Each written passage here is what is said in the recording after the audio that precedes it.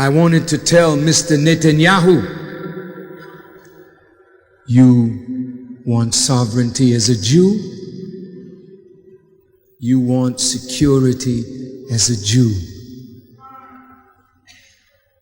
A man has not attained to righteousness until he wants for others what he wants for himself.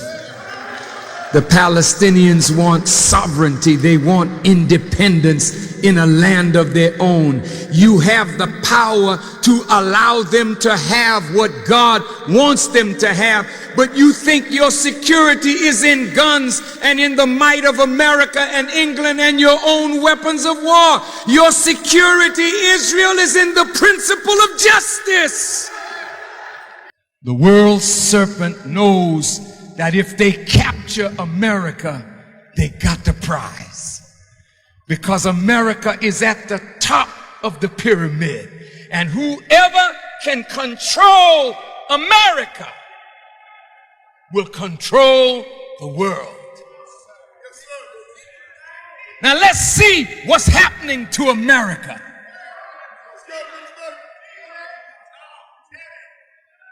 Have you noticed? There's a dumbing down of the American people.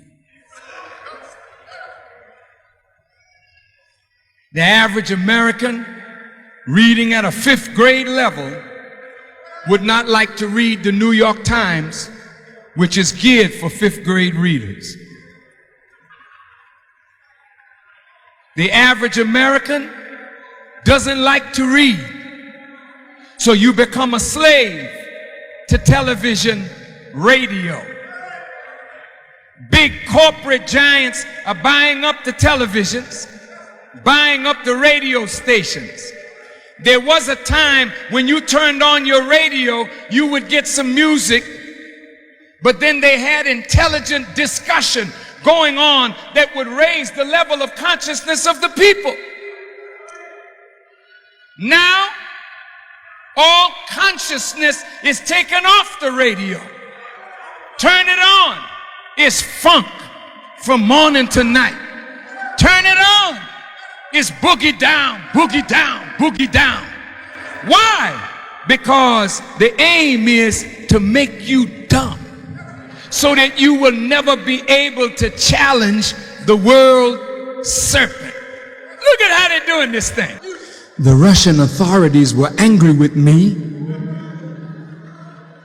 because I said Russia can become a great power again, but Russia will become a great power if she comes and bows down to Allah. And if she bows down to Allah and unites with the Muslim world, she can come back up to be a power and give balance to the power of the West. They didn't like the fact that I called Russia to bow down to God. In Chechnya, where the Chechen Muslims had beaten the Russians, they had planned a great reception for me and for us.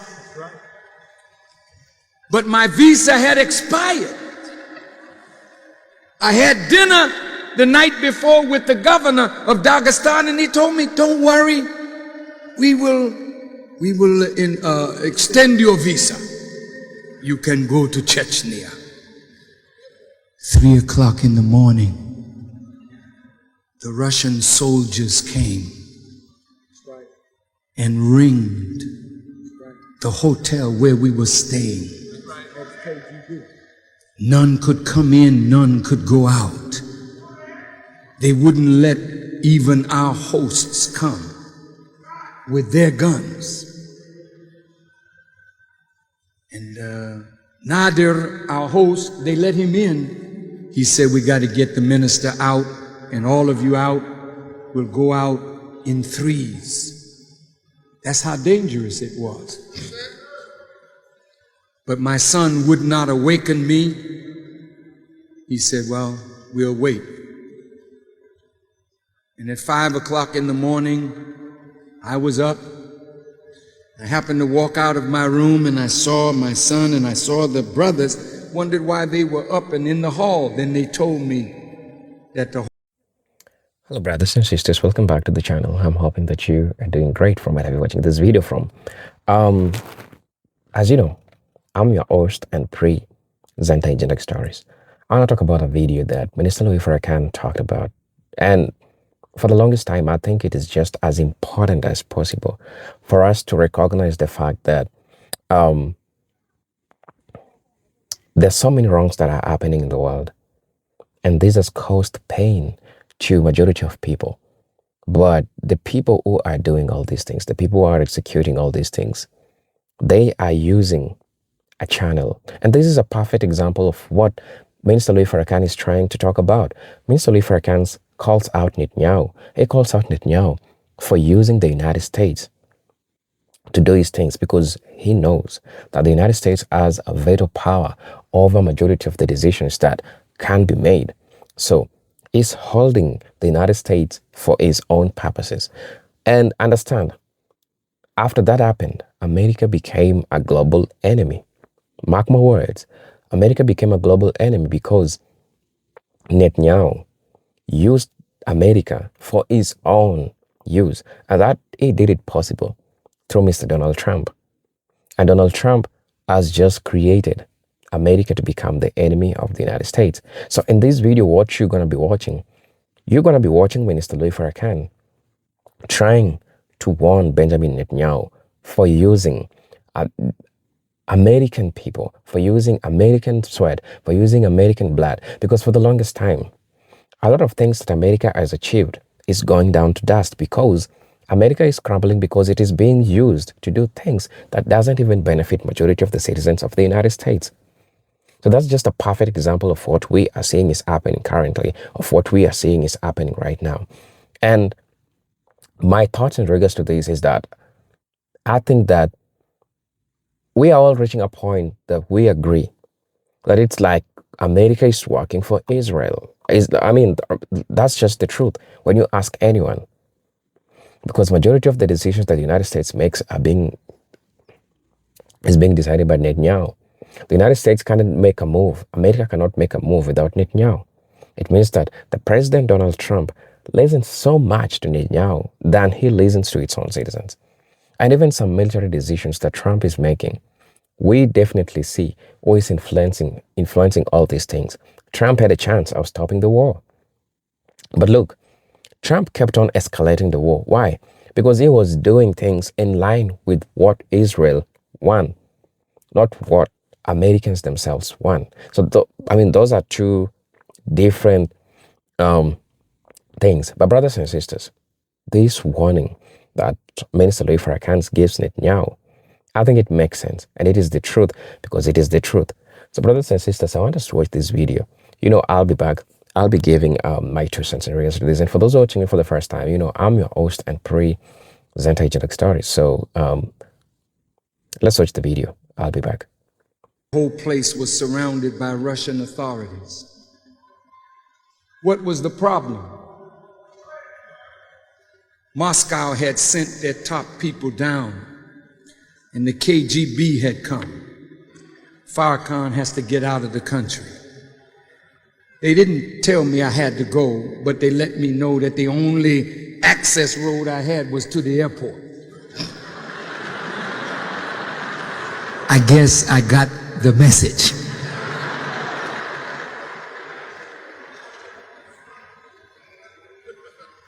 The governor was visited by our host, and the governor told him, there's nothing I can do. It came all the way from the top. Don't extend his visa. They did not want me to go to Chechnya to talk with the Mujahideen who had fought the Russians and made the Russians sue for peace. They did not want me to meet that side of our family. So my host said, Brother Farrakhan, you don't have to go today. You can stay if you want to. That's right. And we'll fight them. That's right. We're ready to die right now. He said, we're ready to die right now. I said, no, brother. I said, brother, this is not the time and this is not the occasion. I said, I will leave. They took me to the airport and the authorities searched our bags, searched the plane. And when I went to get on the plane, Russian soldier did this. I didn't know what he meant. He was saying stop. I didn't know. I took a few more steps. They pulled their weapons off their shoulder and released the safety. They were ready to shoot us down. And I know where this comes from. Because the whole trip, British authorities, American authorities, and those authorities that run this world, they were afraid of the little brother from the south side of Chicago. They're afraid that truth will wake up the masses of the people. So British intelligence, American intelligence, frightened the owner of the chartered plane. That's right. Threatened him. Turn over your records to us. We were in Arabia and they were trying to get the the owner of the plane to abort the trip. They frightened the owner so bad, he never completed the full journey because he was afraid they would take his craft and claim national security. This is America. You are the members of the press. I was in Havana a few days ago. Had a 3.5-hour meeting with President Castro. Held a press conference. Not a word of it got out. I went to Bermuda, that beautiful island in the sun. People stood, thousands of them, in a torrential downpour, in rain and mud, and would not move to hear the word. Not a mention. I got to Canada. Spoke to thousands there. Had a press conference. Nothing I said was gotten out. I came home by the grace of God. Stood in front of the National House and spoke to the media. None of what I said got out. Bless you, sometimes you put a little teensy-weensy bit in the paper. Tribune said nothing. John Davis had to fight the authorities at CBS to get what I said on CBS. They put it on one newscast, took it off. What are you afraid of? Don't tell me, media, that you're not controlled. And the same forces that control you are a part of that worldwide conspiracy. The people at the bottom of the pyramid are the people that heard our message gladly. But at the top of the biggest pyramid in history is the United States of America trying to decide, or maybe has already decided, to kick down any at the bottom who are trying to get up, not recognizing that her duty is to help those at the bottom to get up. Otherwise, she can't stay at the top herself. So the people that I met are viewing the top of the pyramid from the bottom. They're puzzled. They're confused. They're frightened. And you know, they know that they're being made slaves. I talked to some heavy people in government. I think 13 heads of state, a few heads of government, prime ministers, ministers of foreign ministers, ministers of information, ministers of trade and commerce, deputy foreign ministers, scholars of every type. They all know, but there's a silence because they're afraid. America frightens them. They can barely see the top of the pyramid, and they feel bombs coming down. They see and feel lightning bolts coming from the IMF, the World Bank, the Federal Reserve, the U.S. Treasury. All of these are instruments of America's foreign policy. And they hear a loud voice coming out of the American administration: do what we say, or we will kill you and your children. This is America. But there's another group in the country that is saying, no, this is not the way the only remaining superpower should behave.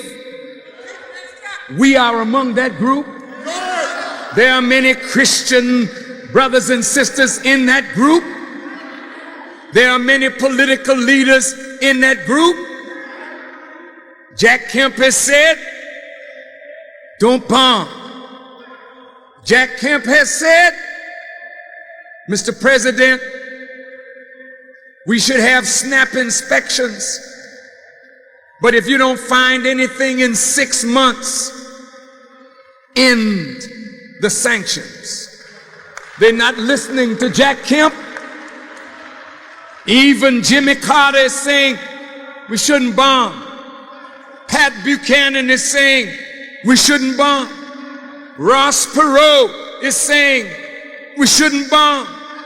But Madeleine Albright, who is all dull and all wrong, Madeleine Albright is saying it will be a devastating thing. Some of them are saying we ought to bomb, carpet bomb for 4 days, 24 hours a day. And there's not that many installations in the country that you can bomb for 4 straight days, 24 hours a day, unless you're killing people. Look at the insanity that's up in the government.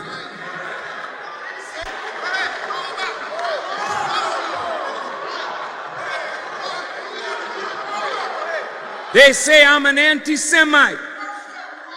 I'm not anti-Semitic. I do not hate the Jewish people. I have great respect for the Jewish people. But you know, they always say there's good and there's bad in every race. I agree. I agree. They want the good Negroes to attack the bad Negroes. And the bad Negroes are those that white folk don't like. I guess I'm one of those bad Negroes. But there's a growing number of white people who are listening to Farrakhan, who see beyond the poison of the media. I want to know, when will the good Jews stand up against the Jews that are not good.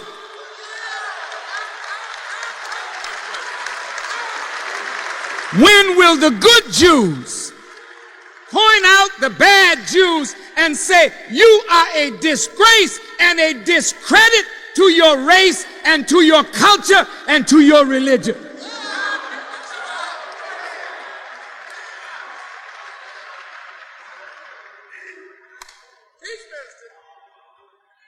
Of course, they have a very small number of people, but they are the most powerful in the world. They have the power to do good, and they have the power to do evil. There are 10 million Jews in the whole world, 5 million in the United States. There are 1,500 million Muslims. 1,500 million Muslims. Which means that for every Jew is 150 Muslims. Now, what do the Jews do best?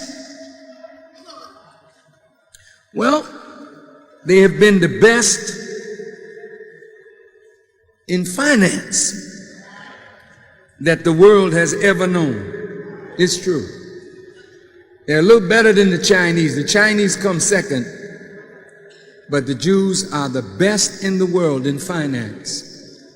They finance a lot of stuff in the world, and there's nothing wrong with that, but they're not good politicians. They're the worst politicians because they don't recognize really their friends and as well their enemies. A good politician knows his friends, and a good politician knows his enemies.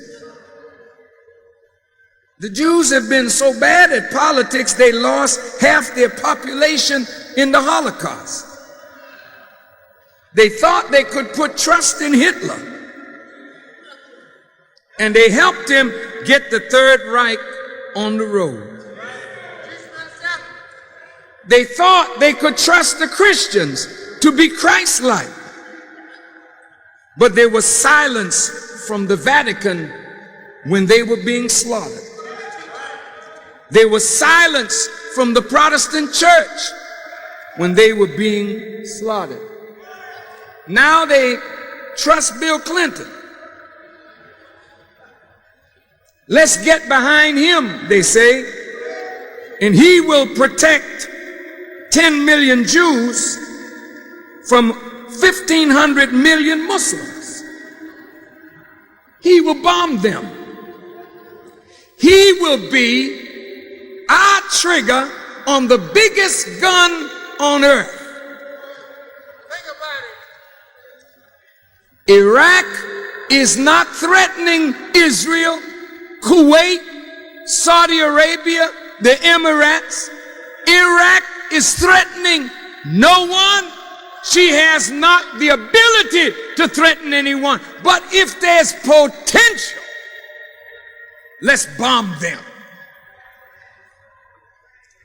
Madeleine Albright today is now urging Americans to leave Israel for their safety. Believe it or not, when I was in Palestine and in Israel, many of you were worried.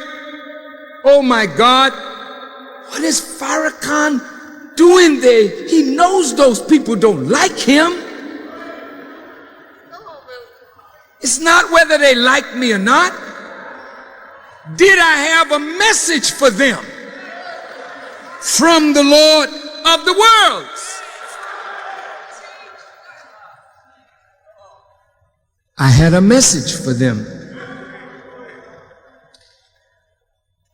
They want to claim Jerusalem as their capital.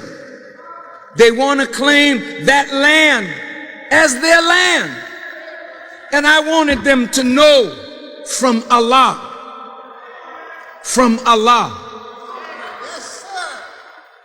Jerusalem will never be the capital of Jews or Palestinians who fail to live up to the righteous commands of God. I'm going to say it again. The Holy Land will not belong to Jews or Palestinians if Jews and Palestinians will not live up to the commands of God.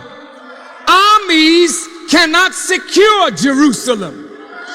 Many armies have conquered Jerusalem. They're not there today because Jerusalem is not to be ruled forever by the unrighteous. Only the righteous will have Jerusalem as a home and the Holy Land as a place. If you are not going to be righteous, the land itself will spew you out. And that's why the Bible says that a sign of the end is when Jerusalem is surrounded by armies, and she's surrounded by armies today.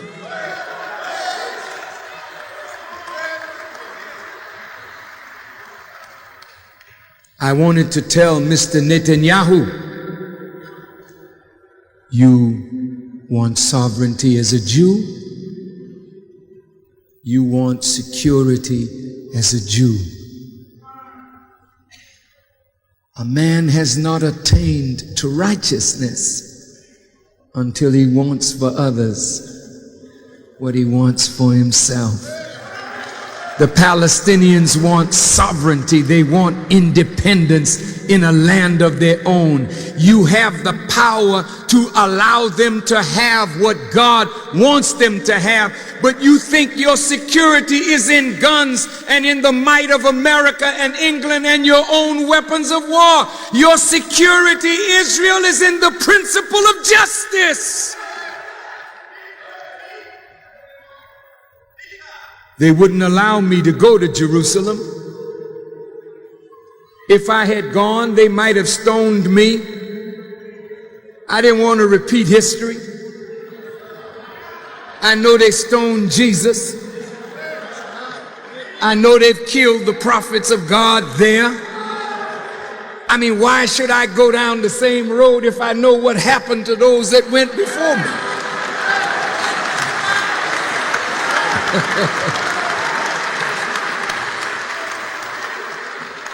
So I made them think I was coming their way, then I slipped out and went into Jordan.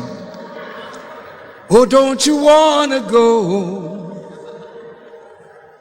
And I went past Jordan. But here's what I want to say to you. This few have taken Africa. Africa right now is gone.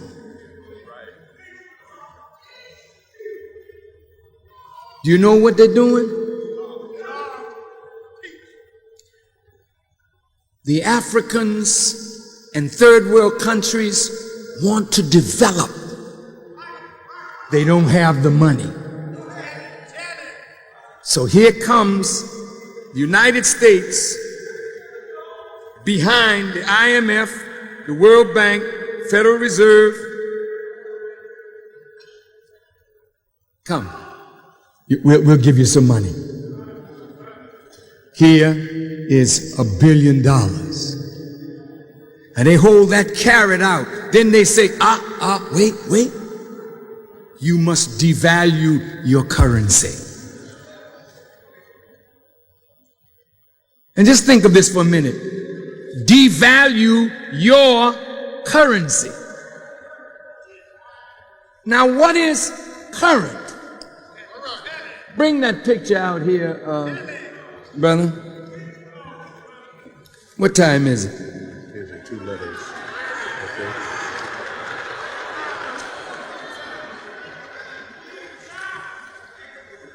I'm almost there. Can you sit with me a few more minutes?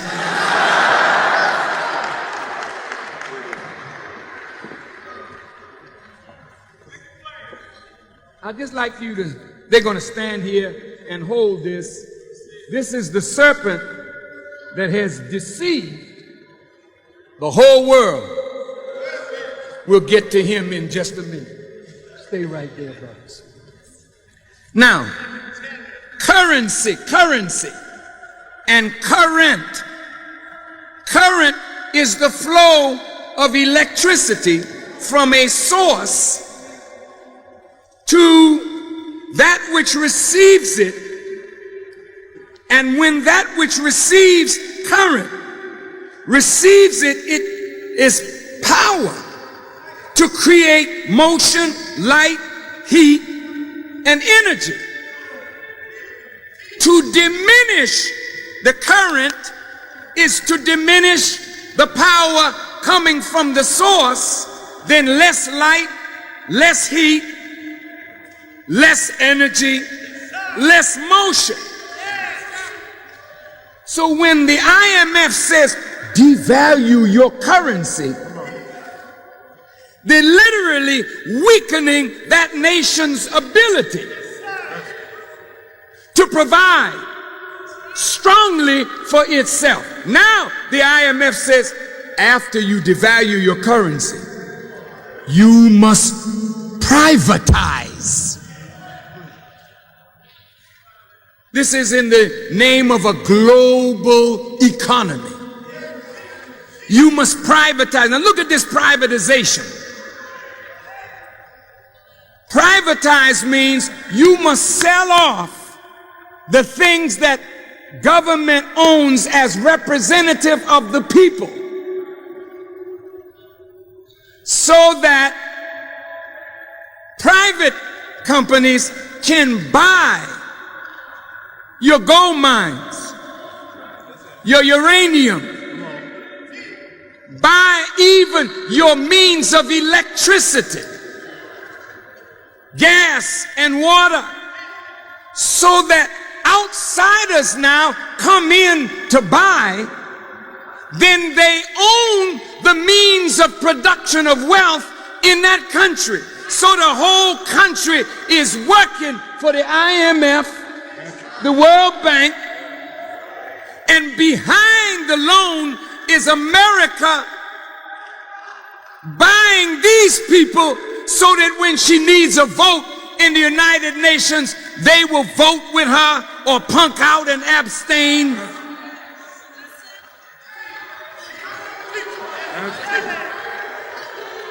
Africa is gone. They're enslaved now by debt. You see new roads being built, but the price of the new road is that they've given up the gold. They've given up oil concessions. In Mexico, when America bailed out Mexico, they tied the bailout to Pemex, which is the oil producer in Mexico. But the Mexicans were smart. They paid the loan off, but still in debt. You know why Nigeria is a rogue state? Do you know why Libya is a rogue state? Do you know why China is not looked at too well? Listen, there are human rights violations in every country, including this one. That's not the reason that Nigeria is a rogue state. When have white people cared about black people killing each other? Listen to me. They say Abacha killed the Ogoni 9. That's all. We should put sanctions on him. He killed the Ogoni 9. Yeah? When have you cared? More than 9 may have died last night in Chicago. You haven't said anything about blacks killing each other. You're not in the ghettos trying to get us to be more humane? You know why they're saying that Nigeria is a rogue nation? Because Nigeria refuses to borrow any money from the IMF and the World Bank, and 40% of their staff in Nigeria had to go home because Nigeria refused to borrow any money from them. So when Nigeria refuses to borrow, then through careful manipulation of the economy, they can strengthen the Nigerian naira, its currency. Libya won't borrow no money from the IMF.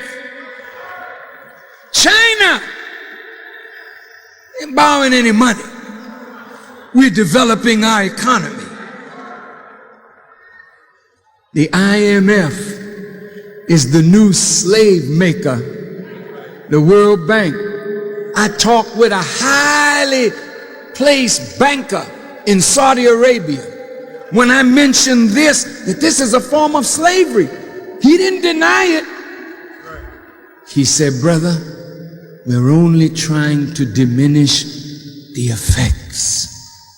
We don't know how to stop it.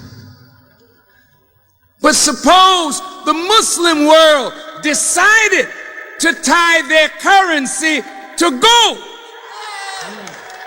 so that they would not be the victim of a floating currency that can go up and down at somebody's whim. But if they tied it to gold as a stable anchor for currency, then they could break probably the back of these world serpents.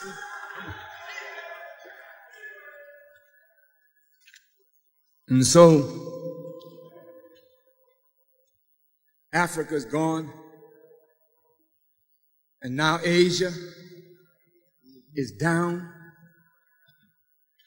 The rupiah in Indonesia is now at 10 and 11,000 rupiah to $1. When we were in Indonesia, it's one of the most beautiful cities, Jakarta. It's a beautiful country. And guess what? The Indonesians were building airplanes. They were building an airplane that could compete with Israel and with America. When the IMF came in, the IMF said, we'll give you some money. You gotta scrap all this factory to produce airplanes. They want no Muslim or African nation technologically advanced. They want Africa and the Muslim world to be the supplier of raw materials, and they want Europe and America. They buy, because they devalue your currency, they buy your raw material cheap. They go back to Europe and America, manufacture, sell it back to you high, so they keep you poor, keep themselves rich at the expense of the people. Malaysia was investing in Africa.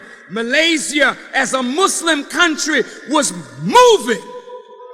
Now that her currency has been devalued and the IMF moved in and gave them some medicine that will kill them, they had to stop all their plans for investment in Africa.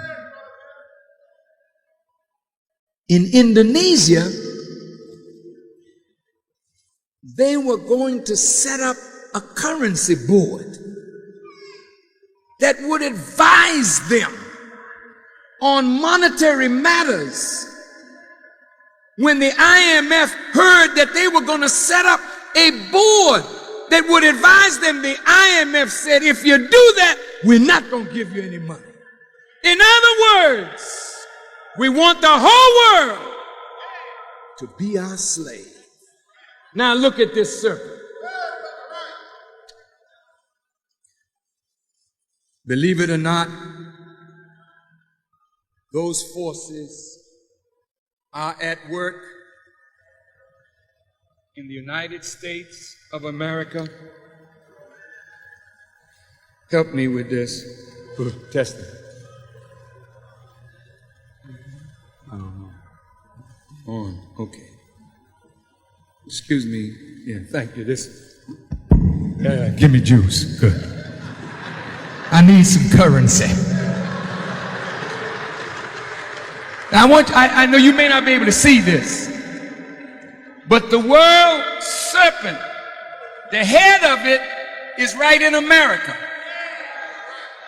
But the serpent first coils around America, Alaska, Central America, South America. It's got Australia, New Zealand. It's all down in the Pacific Isles. It's got India, China, Japan. It's all back over here now, down in Africa, even in Arabia, the Garden of Paradise.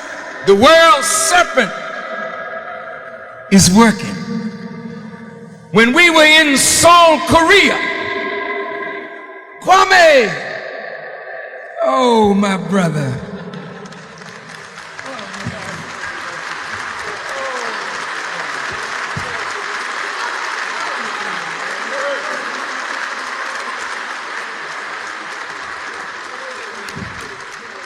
I gotta bring my brother out here, one of the greatest warriors of our time, Kwame Ture.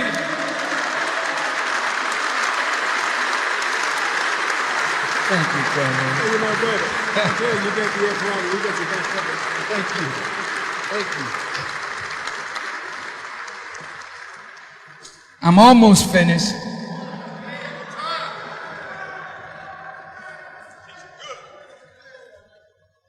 Where was I? In Seoul, Korea. The South Koreans, fast-growing economy, buying all the Western goods, crash. According to what we are reading, this manipulation of currency is done by wise people to bring your economy down, seizing on your weaknesses. Well, the real side effect of this will come back to America. Because if Asia loses the value of her currency, then she cannot buy the expensive European and American commodities. Which means then that this year America had its largest trade deficit in its history. And if the market in Asia closes for European and American products, then at the top of the pyramid, the boys at the top are gonna feel the bottom shaking out from under them. Now hear this. You know, when you eat a lot of food and don't go to the bathroom, you get stocked up.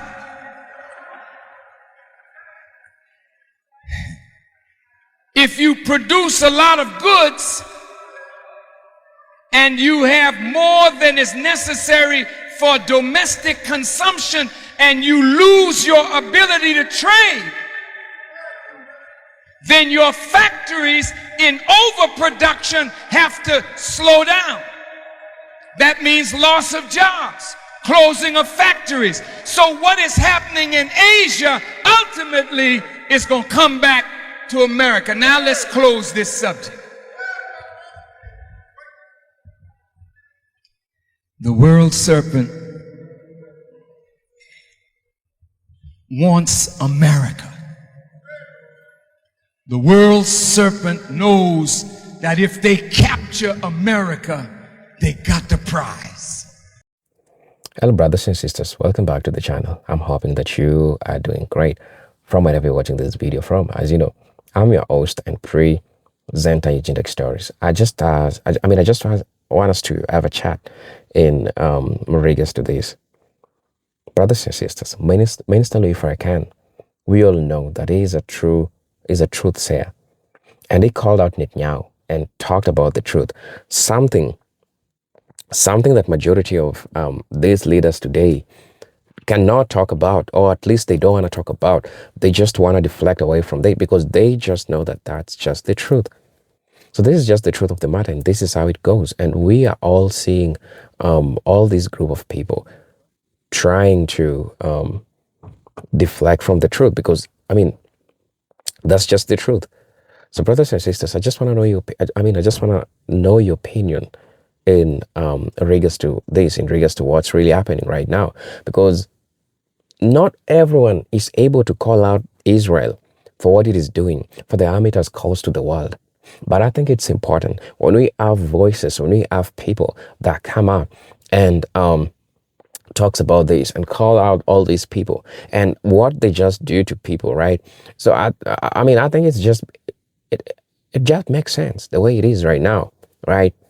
It just makes sense. So please, brothers and sisters, let me know what you all think about this. I just want to know your opinion in regards to this. As you know, I'm your host and present Eugenic Stories. And Manza, thank you for those who are watching me, who are always supporting me and everything. Until then, let me see you in my next video. Peace, love, and harmony. Salute.